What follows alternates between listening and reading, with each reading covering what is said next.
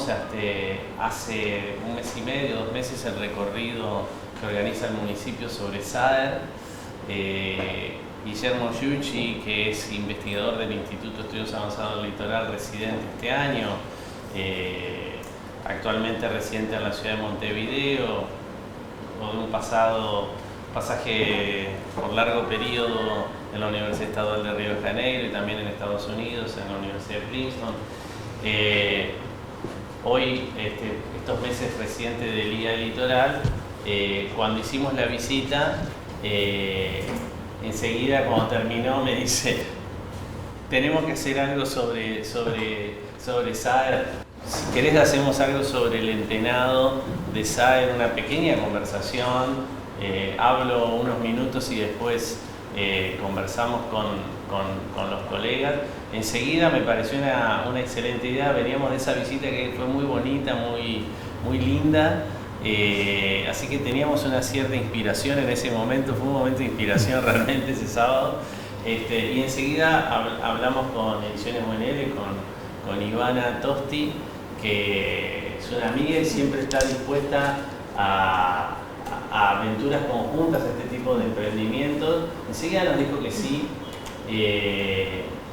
Y bueno, en una visita que tuvimos, él sí salió de una visita que hicimos con Guillermo aquí, ¿no? Estábamos recorriendo la facultad de hicimos la visita acá a Ediciones UNL, le comentamos a Ivana y enseguida nos pusimos a organizar.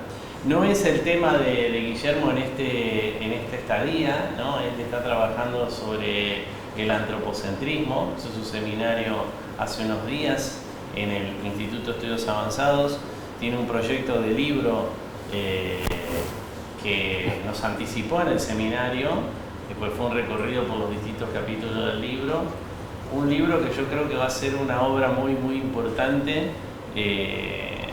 Lo siento así porque estamos viendo cómo esa obra se va haciendo y ya lo podemos presentir. Pero bueno, no es un tema de este semestre, pero igual estamos aquí para conversar sobre el entenado de Juan José Saer. Muchas gracias, Guillermo. Gracias, Gonzalo. Bueno, gracias inicialmente a Ediciones UNL, a Ivana por la invitación, el Instituto de Estudios Avanzados. Balbuceo sobre un encuentro con las estrellas. Es el título que en realidad es la última frase del libro de Saer, ¿no? De El entenado. Sí. Y voy a comenzar porque es una especie de atrevimiento hablar de Saer en Santa Fe. O sea, cualquier persona sabe el amor que se tiene por Saer en Santa Fe, que se lo considera el escritor santafesino. Aunque me atrevo a hablar de una novela que no es la considerada más santafesina de todas. Pero voy a comenzar sí con una referencia a un amigo de Saer, director de cine, que publicó un libro Cine y Región, Ensayos, Proyectos y Películas, Raúl Beceiro. Y él dice que al que le gusta el entenado no le gusta Saer. O le gusta Saer por motivos equivocados, ¿no? Y que a él no, nadie nada nunca, glosa, así, grandes textos. El entenado, dice, aquellos lectores de Saer a quienes les gusta sobre todo el entenado, en el fondo no les gusta Saer o les gusta por malas razones. Ya comienzo con un problema de que estoy hablando de una novela que en principio, según un amigo personal íntimo de Saer, dice que no es la literatura de Saer. Y algún punto hay en eso. Es una novela muy distinta, digamos, del corpus saeriano. Después, una referencia de un crítico literario, Martín Prieto, Saer en la literatura argentina. Fue un libro que me regaló Ivana. Y dice, pocos meses antes de las clases de Gramuglio, se publicaban simultánea en México y en Buenos Aires un nuevo libro de Saer, El entenado, que pareció ser y fue, y tal vez sea todavía, el texto ideal para los potenciales lectores de Saer que aún no se habían manifestado como tales. Dice, los no escritores, los no especialistas, los no críticos literarios, los no estudiantes de letras, los comunes. eso es, dice, no, yo como soy crítico literario, pero en todo caso Martín Prieto dice, la entrada a Saer es El Entenado, pero es el libro no saeriano en ese sentido también. Entonces dije, no estoy seguro si voy a presentar El Entenado, porque con estos críticos reconocidos de Saer, y finalmente me encontré con un comentario de Ricardo Piglia, ¿no? Ricardo Piglia en el prólogo a Libertad de Mitrópolis, Río de las Congojas, y les voy a leer lo que dice Ricardo Piglia. Dice, a pesar de nuestra pobre historia colonial, o a causa de ella, la literatura argentina puede jactarse de 3 obras maestras que reconstruyen imaginariamente la conquista española del Río de la Plata. Río de las Congojas, de Libertad de Mitrópolis, es una de ellas, quizá la más pasional y la más lírica. Las otras 2, inolvidables, son Sama, de Antonio Di Benedetto, y El Entenado, de Juan José Saer. Las 3 forman una suerte de inesperada trilogía y se instalan en un territorio fantasmal que está en el principio de nuestra memoria histórica, delimitado por Buenos Aires, Asunción y Santa Fe. Entonces me sentí más tranquilo. Después de Piglia, a quien lo conocí bastante a Piglia en la época que compartimos un periodo en Princeton, esto está hablando en la década del 80, yo era profesor asistente y Piglia era profesor invitado. Después él ya fue profesor permanente en Princeton. También estaba Arcadio Díaz Quiñones. Hoy los papeles de Saer están en Princeton, ¿no? Y todo esto me llevó a preguntarme, bueno, ¿cómo los textos llegan a alguien? ¿Cómo llega un texto a una persona? ¿O cómo la persona llega a un texto? En otras palabras, ¿cómo resuena un texto? ¿Cuáles son las resonancias textuales que dicen, bueno, Carnap me interesó este, aquel? ¿Cómo llegué yo a Saer? ¿O cómo llegó Saer a mí? Entonces, no llegó ni por un motivo local, o sea, no llegó por la región, la llamada la zona Saer, no llegó por la nación, ¿no? O sea, no llegó por la literatura argentina, y tampoco fue por el autor, porque tuviera difusión internacional, no fue por ninguno de esos motivos por los cuales llegué a Saer o Saer llegó a mí. O sea, no fue por la región, no fue por la nación, no fue por el mercado y tampoco fue por la literatura argentina. A pesar de que yo estaba haciendo literatura latinoamericana en Estados Unidos en el doctorado, ¿no? Se podría decir que llegó a mí a través del fenómeno de la occidentalización, o sea, durante la conquista de América. Yo en esa época, un poco antes de ser profesor en Princeton, estaba terminando el doctorado en la Universidad de Stanford y el tema de tesis era la conquista del Nuevo Mundo, ¿no? El siglo XVI. Y tomaba sobre todo las narrativas del fracaso. Tomaba, bueno, Cristóbal Colón, Álvaro Núñez Cabeza de Vaca, Hans Staden, textos que narraban historias, digamos, fracasadas en parte de esa conquista. No era Cortés, no era Pizarro, no era la conquista de México, no era la conquista de Perú, era un poco Lope de Aguirre, ¿no? Esos viajes fracasados y cómo se narran esos viajes fracasados. Y a eso le llamé esa tesis que salió publicada después, La conquista de lo maravilloso. Y la conquista de lo maravilloso en realidad no tenía nada que ver con la naturaleza. O sea, la gente decía, no, el motivo edénico en el siglo XVI, yo creo que eso está sobrevalorado.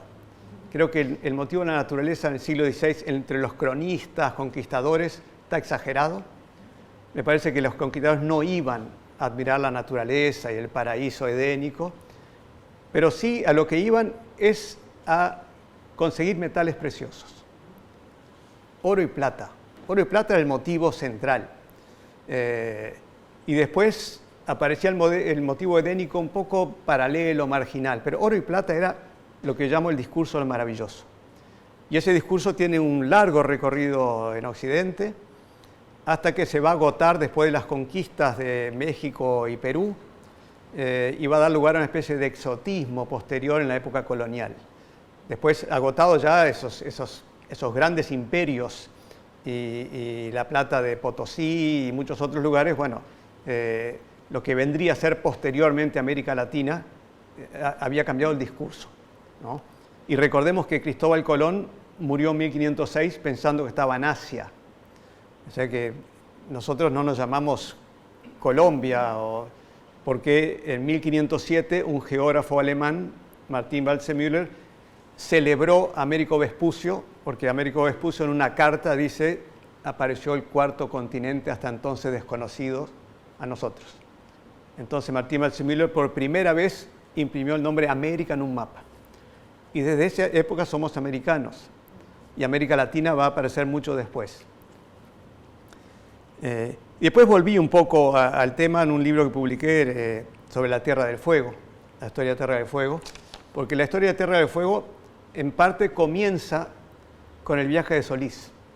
El viaje de Solís en 1516 es lo que pretende encontrar un pasaje interoceánico que conecte el Atlántico con el Pacífico, que se sabía que los dos océanos existían porque lo había visto Blasco Núñez de Balboa en 1513, pero no se conseguía un pasaje porque no existía el Canal de Panamá.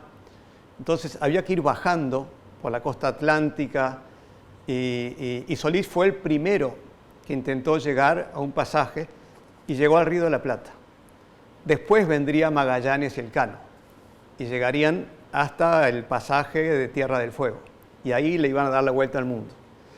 Pero Saer toma el viaje de Solís. O sea, en principio tiene como motivo una novela histórica. Después no se trata de una novela histórica para nada, es una novela filosófica con inspiración antropológica y obviamente literaria. Pero en todo caso, eso me fue llevando a mí a Saer y al Entenado. O sea que me llegó en un sentido descentrado en relación con la literatura argentina, en el contexto de un interés histórico y temático académico que tenía que ver con el viaje al Nuevo Mundo. Y, o sea, el tema del océano, el tema del mar, pero un mar muy distinto del contexto letrado europeo, elegante y culto, que por ejemplo el escritor italiano Claudio Magris describió en ese magnífico libro El Danubio, ¿no? Quien haya leído El Danubio, es un extraordinario libro de viaje por una historia cultural del río, ¿no? Y Saer empieza de esas costas vacías. La diferencia es brutal, pero al mismo tiempo tampoco es, así como no es el Danubio, tampoco es el horror de Joseph Conrad en El corazón en las tinieblas, que también es otro viaje hacia el interior por el río, ¿no? Entonces había otra familia, había otras afinidades selectivas. No era, por supuesto, la primera vez que la ficción ocupaba la voz de la historia. O sea, hay muchas novelas sobre la conquista de América. O sea, para mencionar algunas, Alejo Carpentier, El arpa y la sombra, Abel Posse, Daimón, Los perros del paraíso, Napoleón Bachino Ponce de León, Maluco, o sea, la novela Los descubridores, fascinante novela, es el viaje de Magallanes contado por el bufón de la flota, ¿no? El bufón imaginado, obviamente no existía, pero Bachino Ponce de León escribe El Maluco, que ganó premios, el viaje de Magallanes Elcano contado por el bufón irónico de lo que fue ese viaje desastroso, ¿no? Que finalmente le dieron la vuelta al mundo. Entonces fue ese tema del mar y del expansionismo que me conectaba con otra genealogía, que a mí me interesaba en esa investigación del doctorado. Y me interesaba especialmente Homero, la Odisea, y el motivo del nostos, o sea, del retorno a Ítaca, el retorno al único lugar en el mundo. Un retorno desconcertante para nuestra mentalidad cosmopolita, ¿no? El protagonista que no cambia, un retorno mítico en todos los sentidos. Ulises vuelve después de 20 años como incambiado, mata a todos los pretendientes, se reencuentra con Penélope y parece que nada cambió, ¿no? Y eso también me llevó a el Ulises de Dante en la Divina Comedia, el canto 26 del infierno, extraordinario canto, que es el tema de la curiosidad. Justamente llegan a los pilares de Hércules, Ulises ya está viejo, en un pequeño barco, y en los pilares de Hércules, que supuestamente no se podía ir más allá, el ne plus ultra de la Edad Media, Ulises dice: nosotros no nacimos para ser bestias, sino para ser seres del conocimiento, adelante, adelante, ¿no? Y atraviesan los pilares de Hércules, entran en lo que vendría a ser el Atlántico, navegan hacia el sur y finalmente naufragan frente a lo que serían las costas del Purgatorio. Y Ulises está en el canto 26 del infierno de Dante, o sea, uno de los peores cantos, allá está Ulises. En principio Dante ni siquiera conocía la idea del retorno de Ulises de la Odisea, no sabía de eso. Entonces, pero inventa un Ulises, hay varios Ulises en esa historia, inventa un Ulises que fracasa justamente por su curiosidad pagana, por su deseo de experiencia del mundo, porque quiere conocer todo, pero no quiere conocer el libro de Dios, que es lo fundamental. Y el propio Dante estaba dividido. Pues Dante dice, bueno, yo podía ser Ulises porque yo también soy una persona del deseo de conocimiento, pero en el contexto medieval había que condenarlo. Después, poco tiempo después, ya Petrarca en la Ascensión al Monte Ventoso y posteriores autores legitiman lo que es la curiosidad. Y en el siglo XVII la curiosidad ya es un tema sumamente positivo, ¿no? Ya no tiene esa condena que tuvo en el pasado. Entonces, ese proceso de revelación del mundo, de occidentalización, era un proceso que estaba adquiriendo un empuje imparable por parte del capital económico, religioso e imperial. Es lo que se llama la eliminación progresiva de las manchas blancas. Los mapas tenían manchas blancas porque no se conocía el mundo. Recordemos que Colón pensó que estaba en Asia y porciones grandes del mapa que no se conocían se van completando y se van desapareciendo las manchas blancas. Y eso en el siglo XVI, en 1516, en la expedición de Juan Díaz de Solís, que llega al Río de la Plata, lo emboscan a Juan Díaz de Solís, bajaron algunos, le hizo una emboscada, otros se quedaron en el barco, y el único que se salvó fue un joven, el grumete Francisco del Puerto.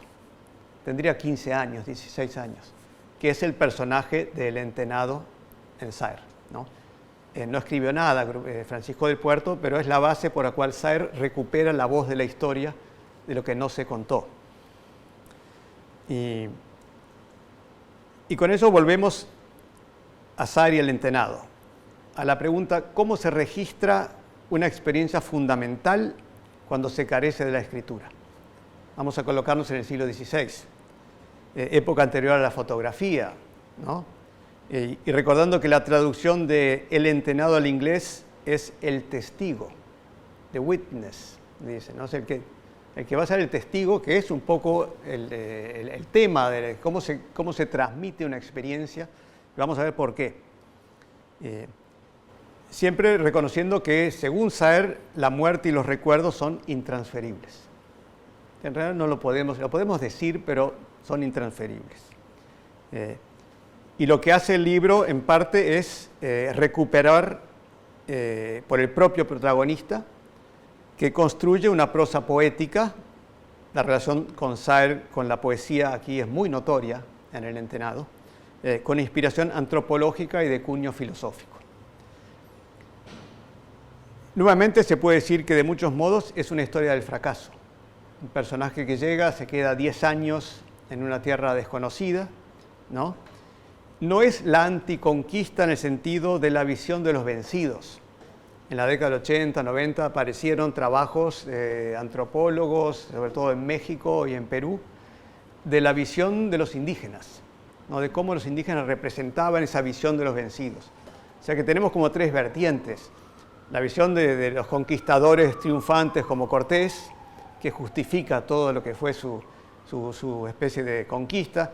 Cortés dice lo siguiente, dice, por ejemplo, en un día, dice, murieron 5.000 indios, ¿no? Como si él no tuviera nada que ver, como si el ataque en Tlaxcala, como si todo eso, que después fue el día más sangriento que se recuerda, él no tuviera nada que ver, murieron 5.000 indios, ¿no? Colocar como neutro todo esto. Y los indígenas son como actores que anticipan su final. ¿Sí? No hay nombres, solo el padre Quesada. Es una novela donde los personajes son mayormente masculinos, ¿no? Distinto de la heroína mestiza en El río de las congojas. Y la narración es de un anciano, dice, de poco más de 60 años. O sea que ya estamos acompañando al anciano. Y entre los indios Colastinés, ¿no? Un modo de pensarlo sería que también esta novela revela un poco el origen mítico de Santa Fe. O sea, el lugar, porque es un muchacho que viene en principio de España, pero la experiencia fundamental la tiene en esas costas vacías.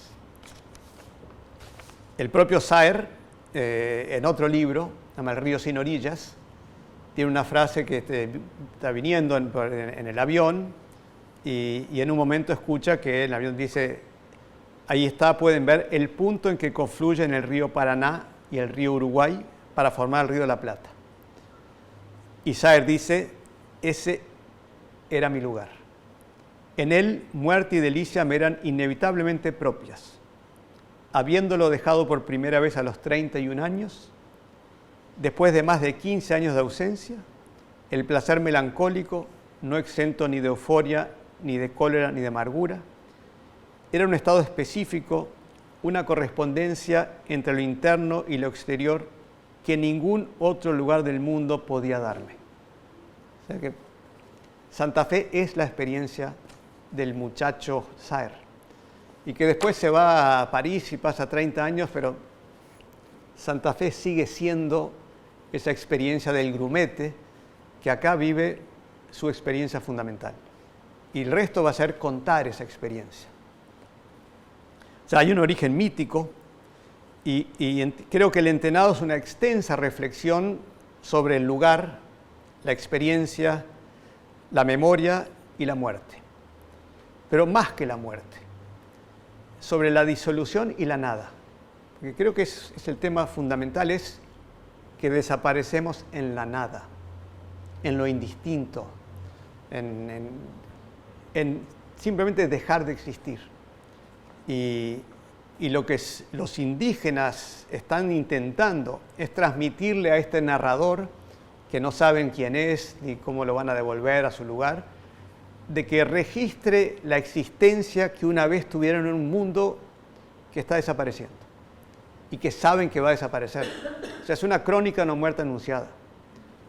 Indígenas, dice Saer, que tenían tal conciencia de la finitud, de la disolución, de la nada, que hacían todo para intentar de que alguien o algo registrara de que estuvieron una vez en el mundo.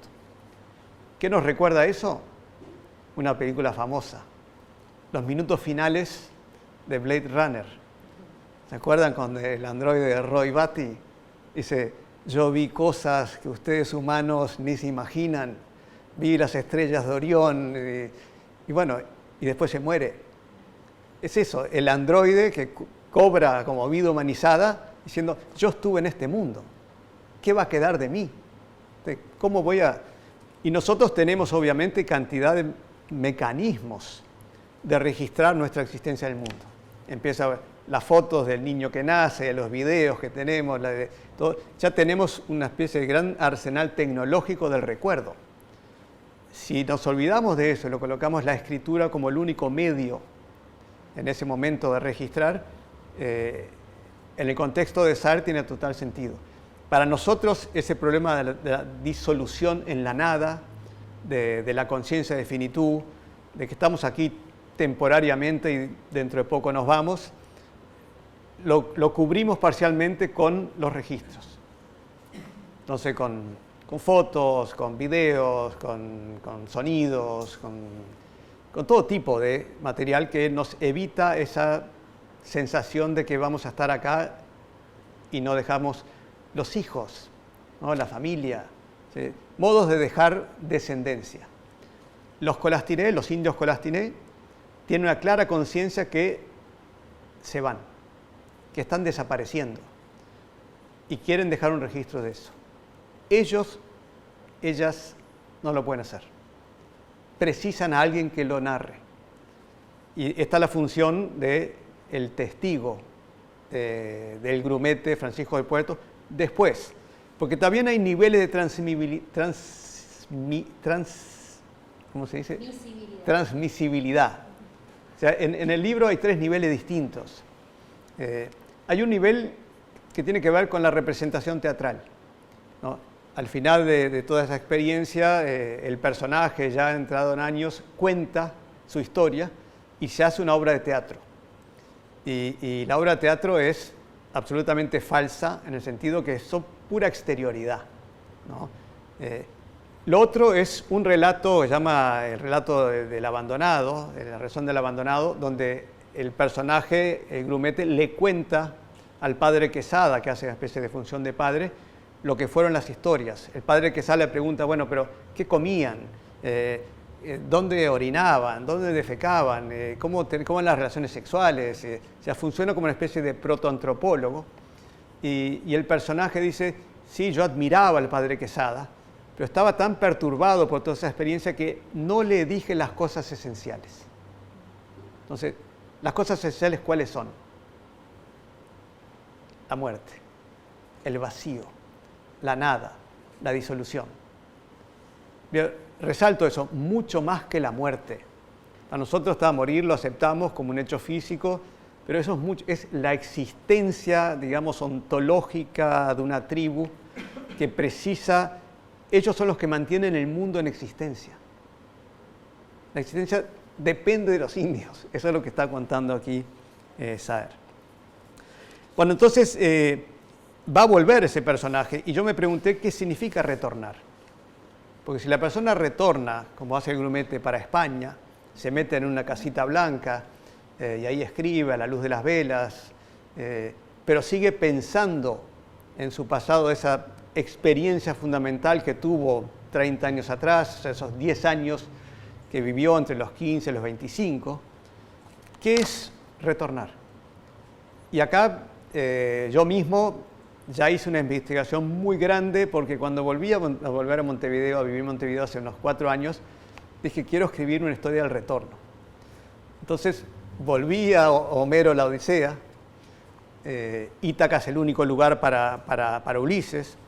En el camino le dicen a Ulises, la ninfa le ofrece una vida eterna en un castillo, con opulencia, y Ulises le dice, nada como la patria y la familia.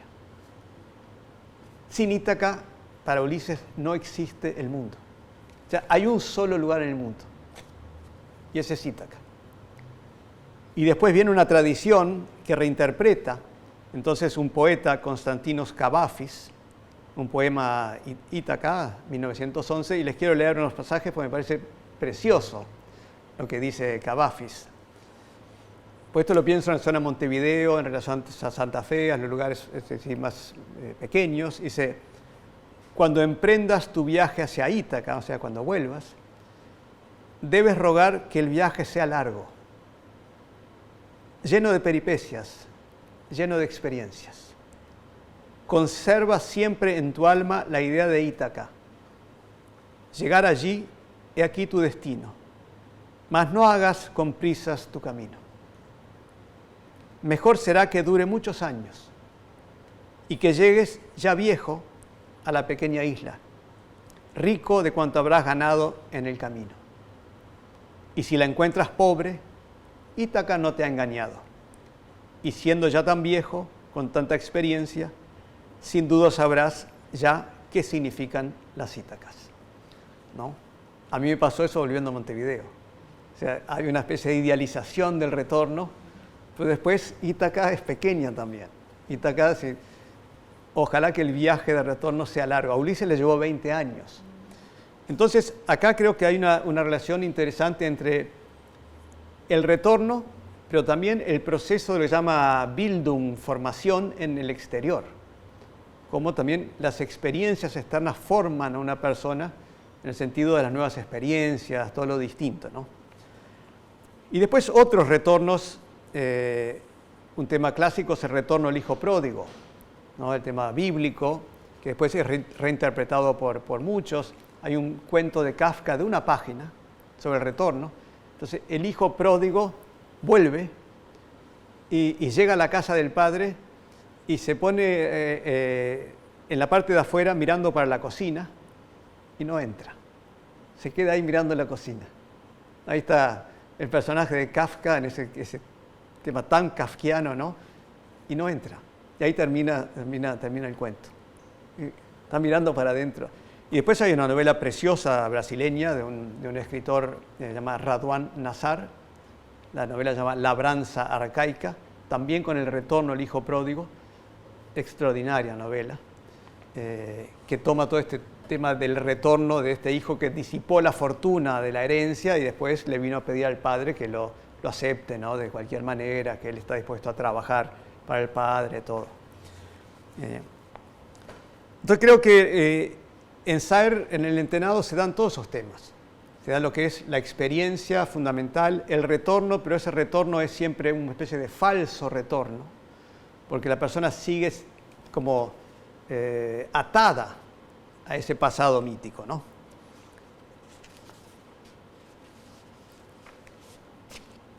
Bueno, ya para ir concluyendo, nosotros sí hemos creado todo tipo de tecnologías del recuerdo, ¿no? Es el gran problema de los indios colástines, la conciencia de finitud, mucho más que la muerte, el hundimiento, la disolución en la nada. No tienen, como Juan José Saer, un retrato filmado por Rafael Filippelli. O sea, hay el documental que siguen a Saer en París y después viene acá a Santa Fe y está en Buenos Aires con sus amigos, y el asado. Eso no tienen los indios colastinés. O sea, si se pudiera filmar todo eso, hubiera sido otra cosa.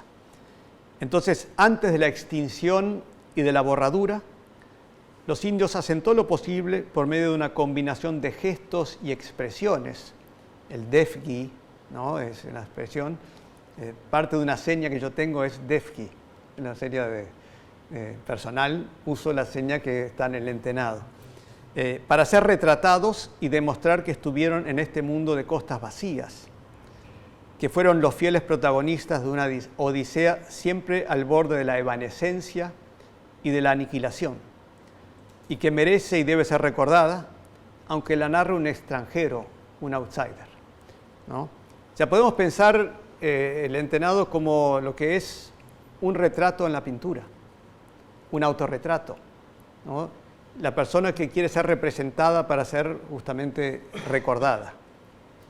Ahora, y todo eso al final me lleva a decir que hay una palabra que es clave en la novela. Una palabra. Una palabra que es una palabra concepto.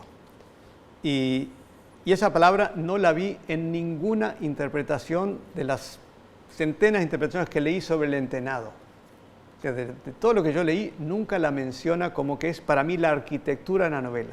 Está en la primera página, está todo a lo largo de la novela, está al final de la novela en varias cosas, y siempre con el mismo sentido conceptual de la novela.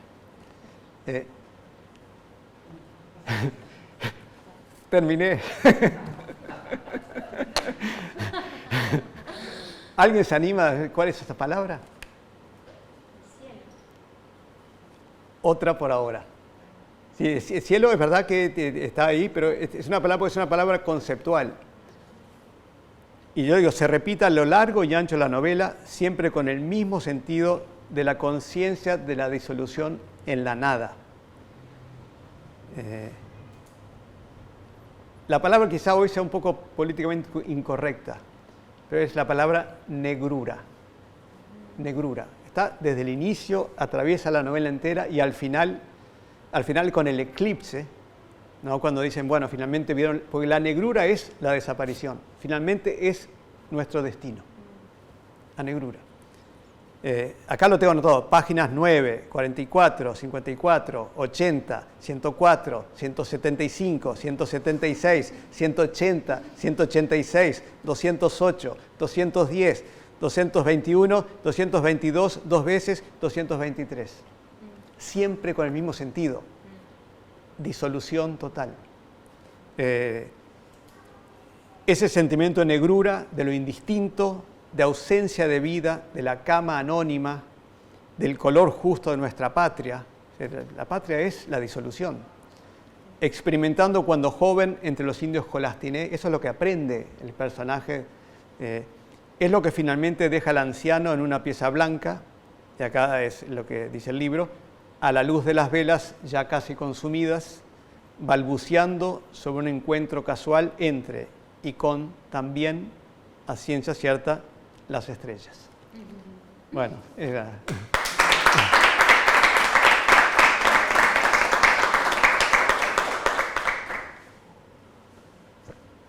Hay ideas conversatorios, así, justamente... Acá tenemos lectores muy de Saer. La verdad que buenísima la lectura, completa, espectacular. Sí, muy completa. Pero lo que no me quedó claro, voy a empezar yo a decir Poliel y después siguen. Finalmente llegaste a Saer por este estudio vinculado con las historias de fracaso en las expediciones del siglo XVI. ¿No? En parte, sí. En parte llegué por la occidentalización, la conquista de América, el Río de la Plata, por los viajeros oceánicos, digamos, todo el proceso de occidentalización, ¿no? Y después como que sabes, ¿esto fue lo primero que leíste? Esto fue lo primero que leí en el sentido académico, digamos. Claro. Después leí El río sin orillas, otras cosas, cuentos. Sí. Entré por Saer a través del Entenado, que se publicó en el 83. Y yo ya estaba, era la época que estaba haciendo la tesis de doctorado, justamente. Entonces, inicialmente entré en ese camino. Porque, claro, estaba todo el tema del retorno, de la Odisea, de Dante, que fueron temas que fui desarrollando en esa tesis de doctorado. Claro. Está muy bien. Pero de todas, la que más me gustó es el Entenado. Es la que más te gustó. De todas. No, un comentario que te iba a de hacer. todos los tíos de Carpentier, de Posse, de... Claro, sí, de las que dijiste, las que comentaste. Sí. Que sos un gran recomendador de libros. Ya te lo digo, ¿no? Te dan ganas de escribir una lista. No, un comentario nomás, y dejo la palabra a quien quiera hablar. Las dos críticas que dicen que El Entenado no es la novela de Saer son de santafesinos, por decirlo de algún modo, ¿no? Y la de Piglia es, ¿no?, la crítica desde otro lugar, ¿no?, que se genera desde otro lugar de la Argentina, ¿no? Claro. Me parece que por ahí hay otro chico que acá que estudia Saer, que bueno, que hoy no está porque está en Rosario, que es Rafael Arce. Vi el libro ahí que publicó. Sí, que escribió, que es una reescritura de su tesis de doctorado, La felicidad de la novela, Saer, La felicidad de la novela. Habría que ver qué dice El Entenado. Estuve mirando. No lo tengo. Estuve mirando acá, que vi que decía, estuve mirando lo que decía del Entenado, pero muy rápido, obviamente. Muy rápido. No tengo tiempo. Eso, ¿no? Que me llama la atención que los dos que dicen que no es su novela, ¿no?, es como la más liviana, son santafesinos. Sí. No, que estuve mirando así no va en esa dirección, va en esa del análisis literario, académico, del sentido del Entenado.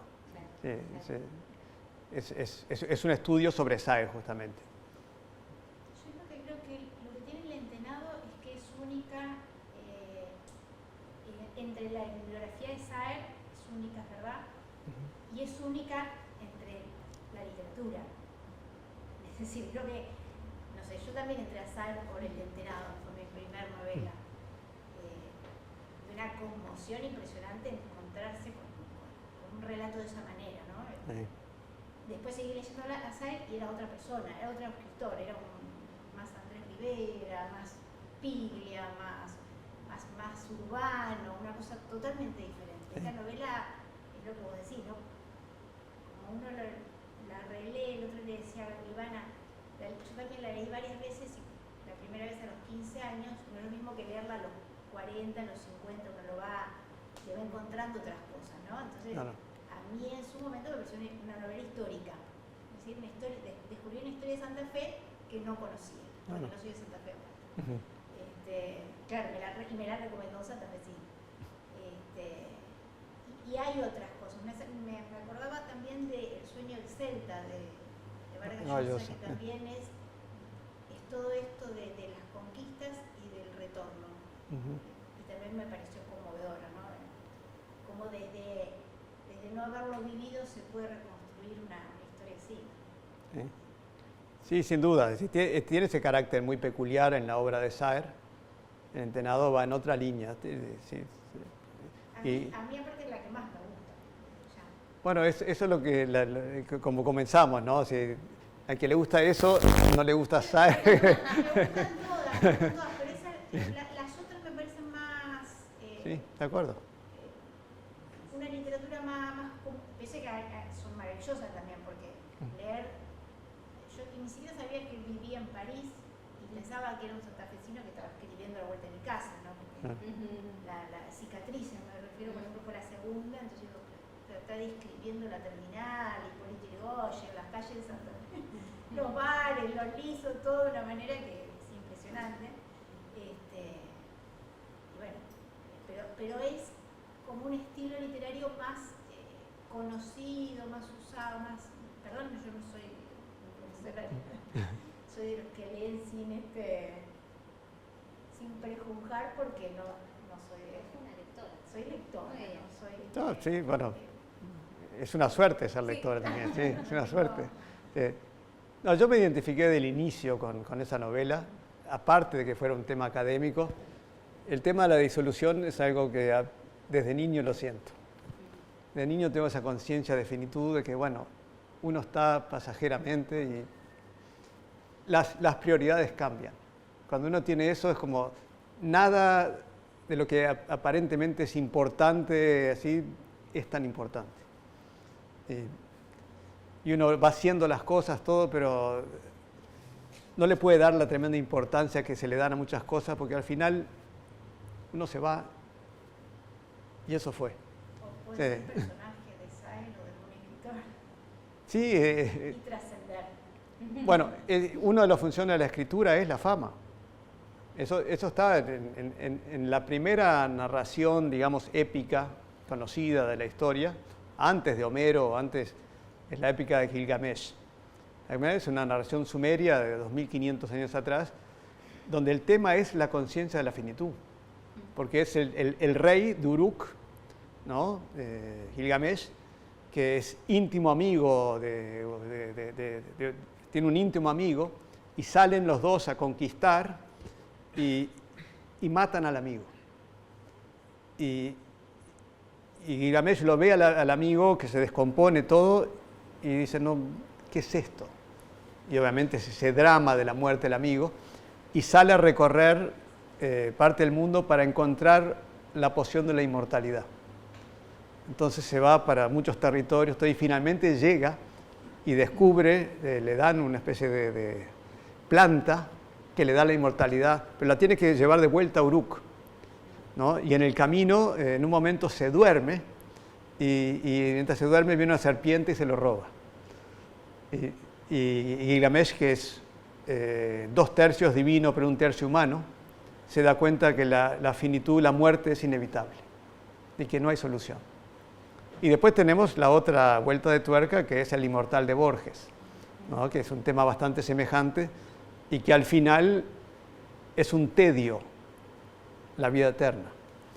Entonces, bueno, vuelvo a buscar aquel río, aquella agua que si uno me dio la inmortalidad por la ley de la compensación, tiene que haber otra que me devuelva la mortalidad y la felicidad que siente el personaje cuando se pincha el dedo y sale un poco de sangre y dice, de nuevo soy mortal, de nuevo soy pasajero. Y esto es lo único que tiene sentido. O sea, hay muchas reinterpretaciones, después hay muchas otras novelas y cuentos sobre esta historia, pero el tema de la muerte es el tema capital de las religiones, de la literatura. ¿No? La pregunta es si existiría la religión si no fuese por la muerte, ¿no? ¿Qué función tendría? O sea, como trasfondo es la conciencia de finitud, de la temporalidad, es algo que... Y yo desde niño sentí eso. De niño sentí que se hace lo mejor posible, pero al final uno se va. Y bueno, y así tiene que ser. Y en cambio el movimiento transhumanista actualmente está buscando la idea de la inmortalidad. porque eso es el gran desafío que tienen. Entonces, la muerte es un problema técnico, lo podemos resolver.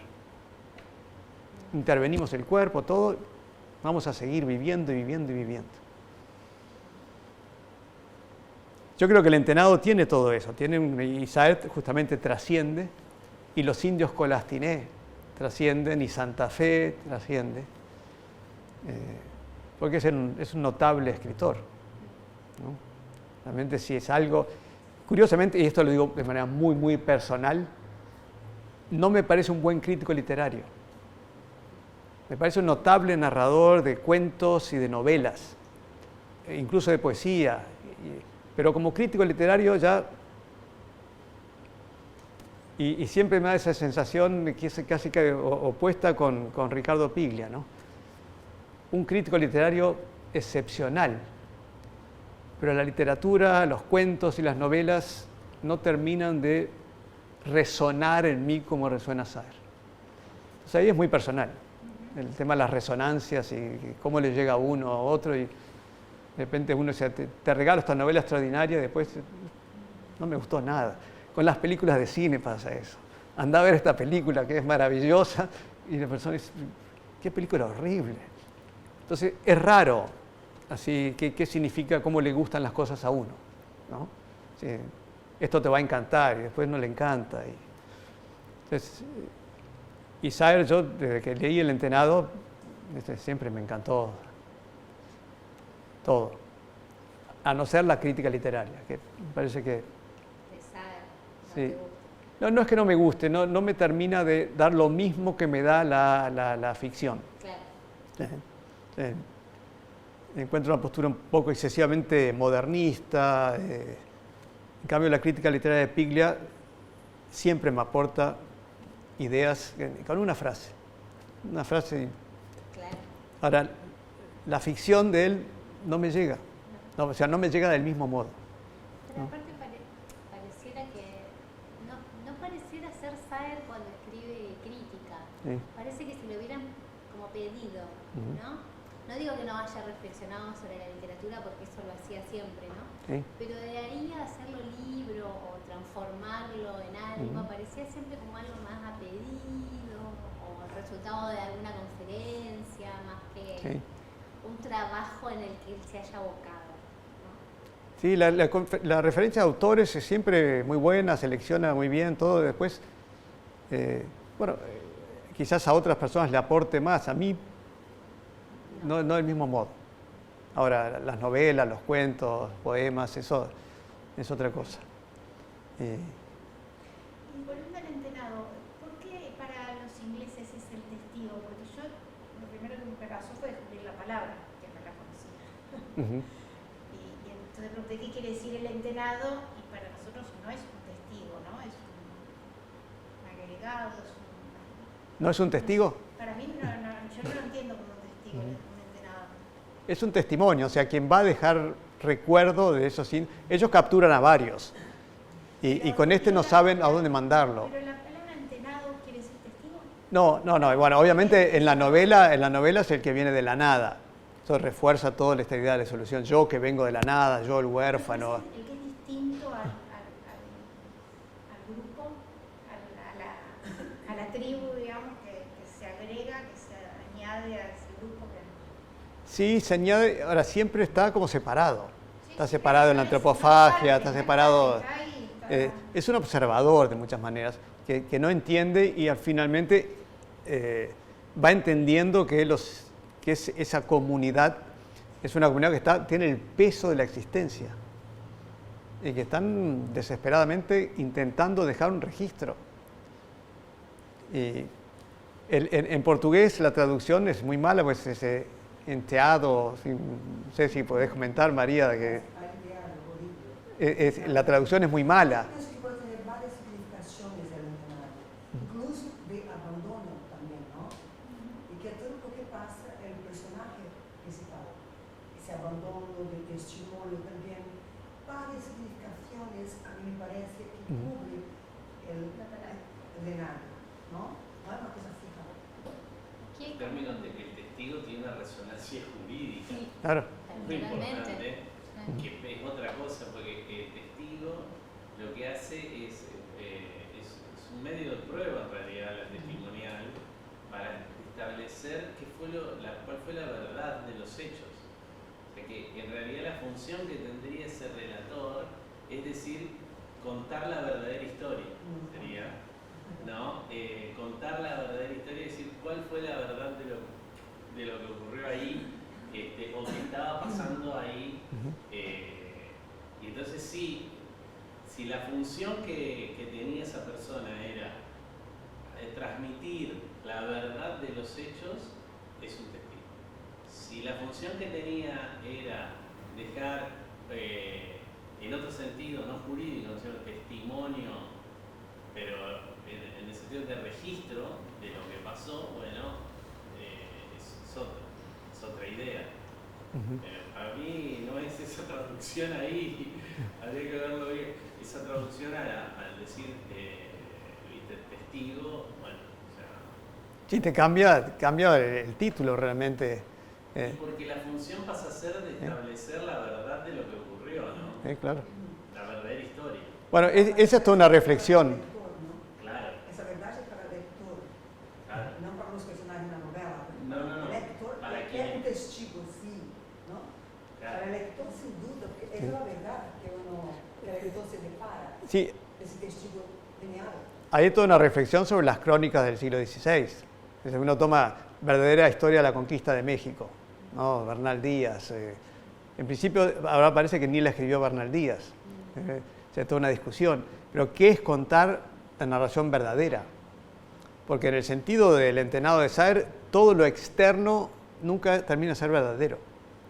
¿Sí? Cómo se visten, cómo defecan, son todas exterioridades. Lo que se cuenta es que internamente tiene una especie de cosmogonía de la desaparición, de la disolución, y eso es la verdad. O sea, a través del libro con negrura aparece una y otra vez. O sea, si le leo algunos pasajes de negrura va a quedar sumamente claro. O sea, es el drama de la disolución. Mucho más que morir. Mucho más que morir. Estamos en este mundo, ¿cómo hacemos para que el mundo nos recuerde? Nosotros que somos el sustento del mundo, pero que vamos a desaparecer, porque más ya saben. Y después la historia es de que cuando vienen los conquistadores, se vuelven a España, le dan noticias al personaje de cómo ya desaparecieron, ¿no? Y que no quedó nada de esa tribu, ¿no? El tema del olvido, ¿no? Sí, olvidado de... totalmente. Totalmente olvidado de una existencia donde ellos son lo que sustentan el mundo. El libro está construido muy filosóficamente, como una reflexión sobre el lugar, el tiempo, la memoria, todos esos temas que... El resto es externalidades, ¿no? Son exterioridades. Cómo están vestidos, cómo comen, qué dicen, bueno. Y eso es un reflexionar sobre lo que son las crónicas del siglo XVI. ¿Qué se describe? Está obviamente la descripción de la flora, de la fauna, de las costumbres, pero ¿cómo pensaban realmente, cómo sentían el mundo? ¿Nos parece que hace una defensa muy linda de los indios también? Sí, de la complejidad de una existencia, de la complejidad de lo que es, de la complejidad de estar en el mundo. ¿Qué significa haber estado en el mundo? Parece que eso es un poco el Entenado. Bueno, ¿qué pasó? Es el androide de Roy Batty. Es todo esto que yo vi, todo esto que yo experimenté. Y en la literatura está lleno de eso, ¿no? O sea, estoy dando ejemplos conocidos, pero o sea, es un elemento fundamental de cómo dejamos recuerdo. Y podría haber una crítica a la crónica por superficialidad, a las crónicas, ¿no?, de los viajeros por la superficialidad y no detenerse en lo profundo, la cuestión más existencial. Bueno, son los tres niveles que tiene la novela con la obra de teatro, que la obra de teatro es simplemente ganar dinero. El propio personaje no puedo entender cómo me aplauden con esto. estoy falsificando todo, estoy transformando todo. La otra es la relación de abandonado del padre Quesada, que también son exterioridades. Y el propio personaje dice, bueno, pero yo no le conté lo fundamental. Yo no le dije lo fundamental. Creo que eso también es el diálogo humano, ¿no? Podemos tener conversaciones y vamos a comer, salimos a tomar algo, conversamos. Pero el diálogo verdadero, profundo, es otra cosa.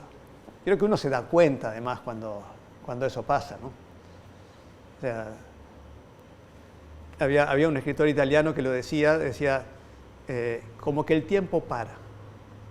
Pasa algo como, y hace un clic, y como que el tiempo para. Después se va, ¿no? Pero ese momento es como mágico. Y hay algo de las conexiones profundas en ese nivel donde a mí esta novela me produjo eso. Hay momentos que estoy leyendo y dice, ¿qué experiencia intensa puede ser la literatura? Si lo lees académicamente, solo así, bueno, es otra cosa. Así, es como te puede pasar con una película de cine en un momento. Pues salís, terminó la película y te volvés a tu casa, vuelven los problemas con algo. Pero hay un momento que es mágico.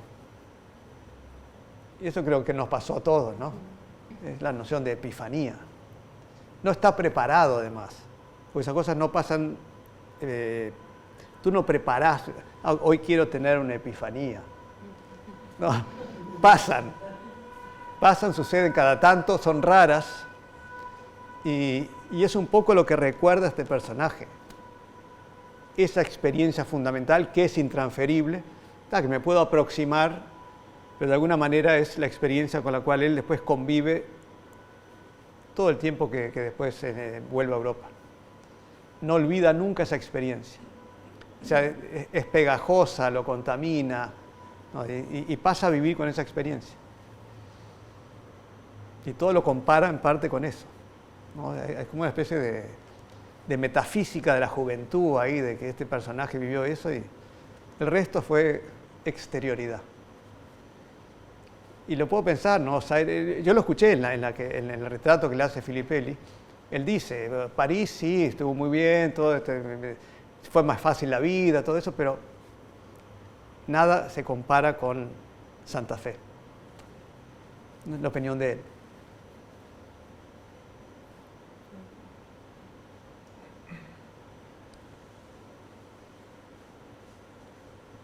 Cualquier comentario, no tiene que ser solo del mundo académico.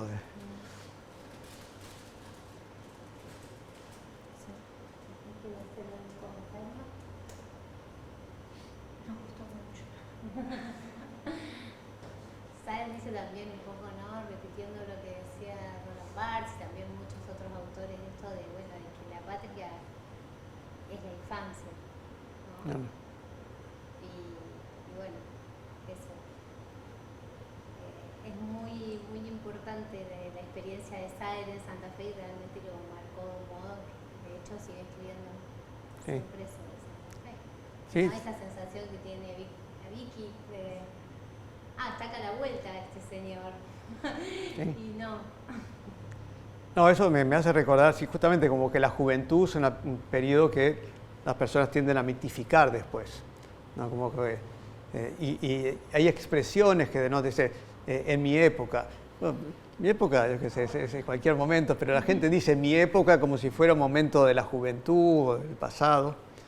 Y después, pensando sobre el retorno, también hay algunos principios que son fundamentales para pensar el retorno. Por ejemplo, retornar no es simplemente ir a un lugar y volver. Se exige haber vivido en un lugar, por lo menos, digamos, vamos a poner una cifra arbitraria, pero 1 o 2 años afuera, con otras experiencias y con otros modos de vivir para retornar. Si no, el retorno no existe. O sea, hay que pasar experiencias fuertes. Y esas experiencias fuertes son limitadas en la vida de uno. Hay 2 o 3 experiencias que uno puede tener. Más que eso, es dudoso que uno pueda tener experiencias fuertes en otro lugar, fuera de su propio lugar, que le permita retornar y evaluar. Todorov lo dice, eso, más de 2 o 3 experiencias intensas, no. Con eso es más que suficiente. Y en el personaje aquí, en el Entenado, bueno, es una gran experiencia. Y esa experiencia lo marca. Lo marca y le genera su literatura, porque al final estamos leyendo justamente esa sensación de lo indistinto y de la aniquilación. Pero con una prosa poética descomunal, ¿no? Que uno realmente emociona, a mí me pasa, bueno, leer y me quedo muy emocionado con momentos, no con todo. Que es un tema que te interesa además. Lo que estás escribiendo, eso que contaba Gonzalo, ¿de qué se trata tu proyecto de escritura? Sí, eso sí, tiene que ver también, es un poco diferente en el sentido que esto es un estudio de las representaciones, lo que significa ser humano a lo largo del tiempo, pero hay un subcapítulo sobre el siglo XVI, especialmente de un sermón que da Fray Antón de Montesinos en 1511. La pregunta es, ¿estos no son hombres? Y acá en un pasaje de Saer dice, había gente que consideraba que estos no eran hombres, otros que consideraban que eran hombres pero no eran cristianos, entonces no eran totalmente hombres. Entonces toda una discusión si tenían alma o no. Acá lo que hace el Entenado es depositar en los indios una complejidad metafísica descomunal. Y eso es un fenómeno interesante que, por ejemplo, el vocabulario de muchas tribus indígenas que tecnológicamente no tienen casi desarrollo, o sea, lo que pasa con los indios de la Tierra del Fuego en el siglo XIX cuando llega Darwin, hay un diccionario que es inglés y fueguino. Y la riqueza del vocabulario es impresionante. Y acá también se dice eso, o sea, para decir que estaban en la playa dicen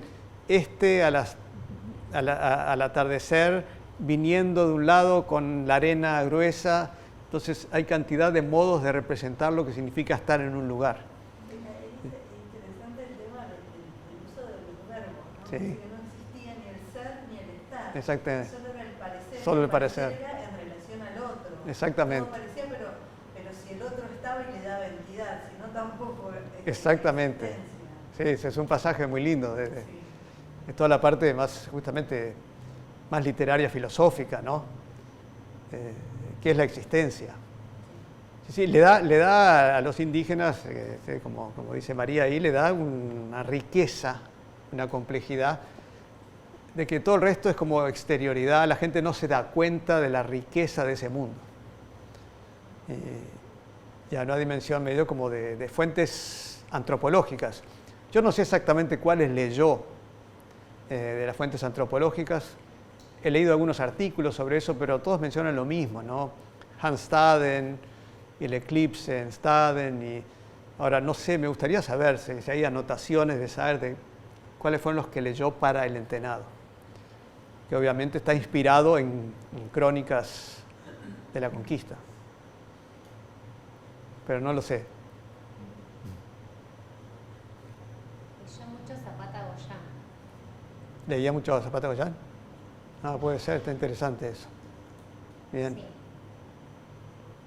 Bien. Ahí hay mucho del mito de Santa Fe. Uh-huh. Sí, era muy lector de Zapata. Bien. Yo lo otro que no sé prácticamente nada es sobre los indios colastiné. Cómo eran. Eso realmente después voy a investigar más. O sea, una cosa es los charrúas, los guaraníes, sí, pero los colastiné no los conozco. Y ahora justamente me informaron dónde vivió Saer en Colastiné Norte, ¿no? Que tuvo la casa ahí. Que hace poco contraté a un taxista para que me llevara a pasear por Colastiné. Y le dije, bueno, quiero conocer la casa de Saer en Colastiné Norte. Entonces llamó a la central y dice, hay un pasajero que quiere conocer la casa de Saer en Colastiné Norte. Pero nadie tenía la menor idea. dónde era la casa. Estuve dando vueltas por Colastiné, todo. No está, ese. ¿Quién es Sara? No, porque no. O sea, en el barrio de Colastiné no todo el mundo sabe. No, yo agradezco tu comentario. Después me gustaría pasar delante de la casa. Porque...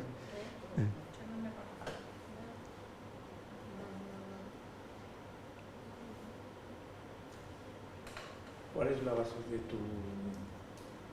eso que dijiste, que solamente podemos tener 2 o 3 grandes experiencias, digamos, que nos marcan? ¿En qué te basas? ¿Es algo normativo, empírico? ¿Simplemente recoges otras opiniones, otras posiciones? No, creo que primero hay una extensión temporal necesaria para tener experiencias fuertes en un lugar.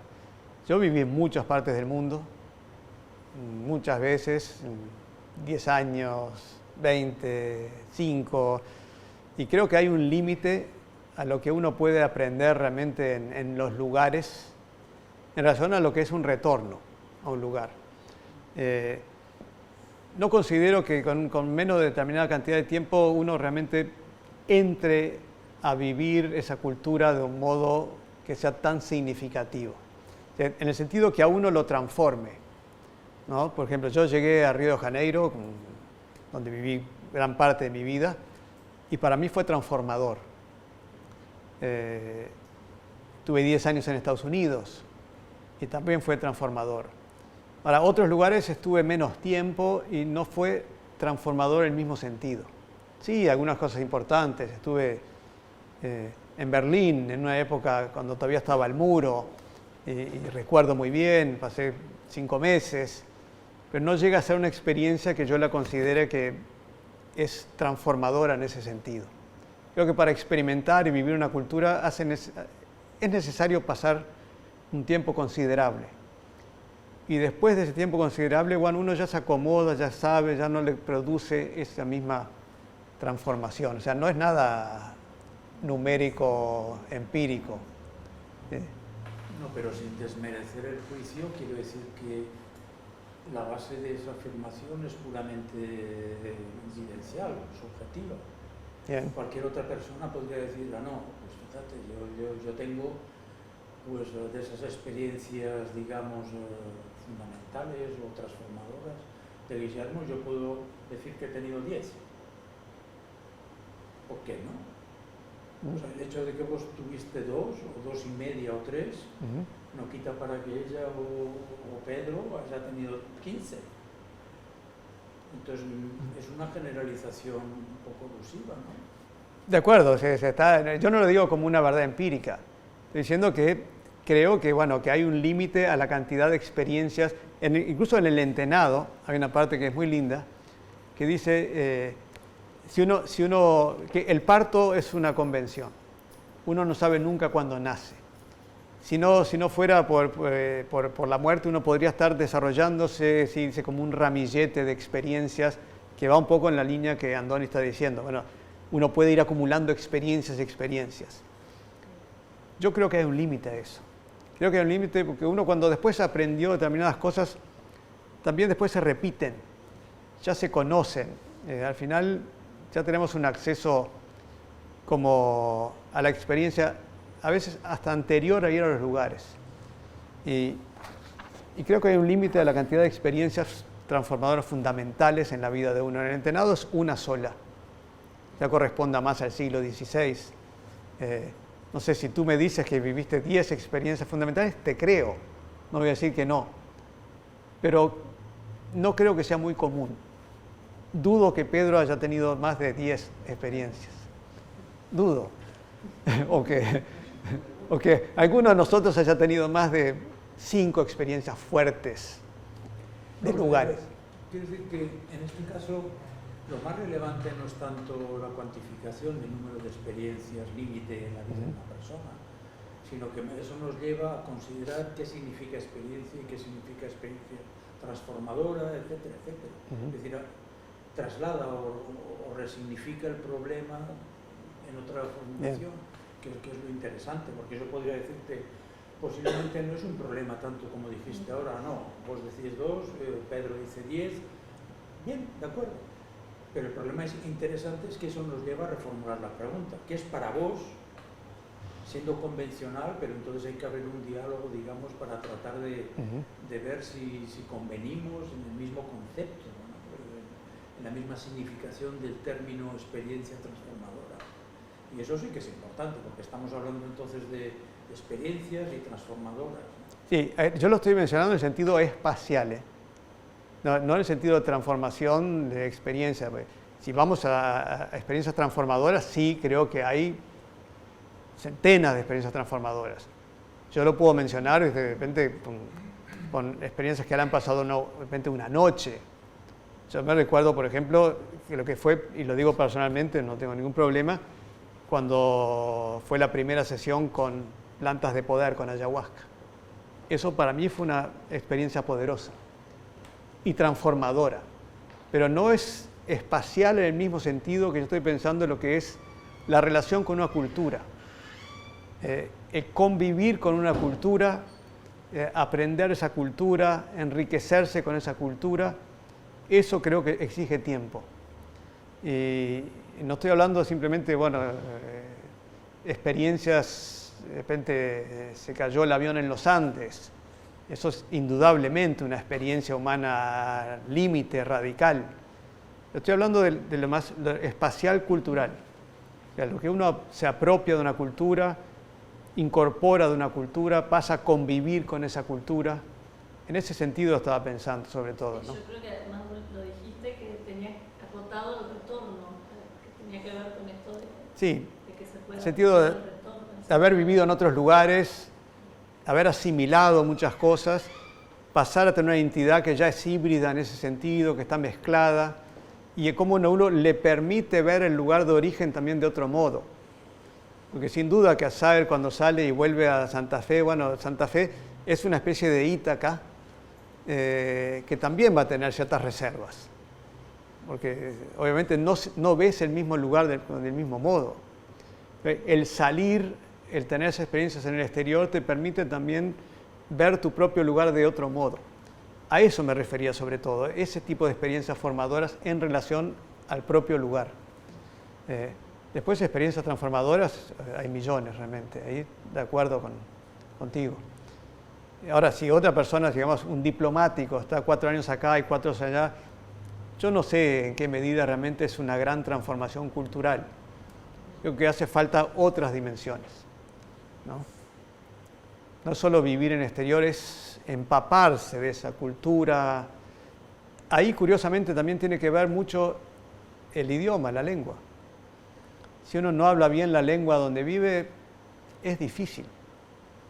Ya esa experiencia tiene otra significación. Entonces, claro, uno puede pasar 10 años en un lugar, pero si no forma parte de cierta comunidad lingüística, donde comparte cosas, también esa experiencia no termina siendo tan decisiva. Esas son apreciaciones más subjetivas mías.